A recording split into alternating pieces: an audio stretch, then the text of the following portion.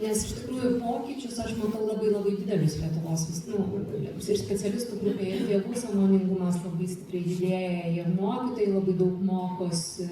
Ir tai, kad jau ne vieną kartą tiesiog ir į mane kreipėsi ir kolegės, labiau gal psichologės, draugės labiau šitą, bet ir tėvai vaikų ieško, rašo, sakydami, nu va, ten buvo kažkokios tai problemos, nuėjome pas specialistą, o jisai klausė mano bėdų ir sako, o jūsų vaikas negalus?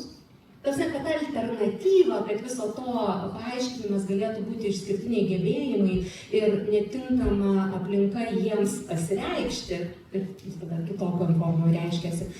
Šita mintis tikrai žymiai dažniau šauna į galvą mūsų realybėje, ar ne, mano aplinkoje, tai tikrai. Ir tas labai stipriai džiugina. Ir